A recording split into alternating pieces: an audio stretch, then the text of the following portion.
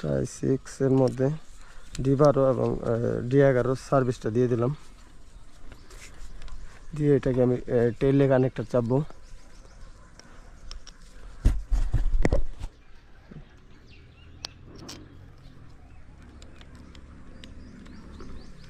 টেইলে জায়গা থাকলে সবসময় টেইলে কানেক্টর চাপতে হবে, তাহলে আমাদের জন্য ভালো।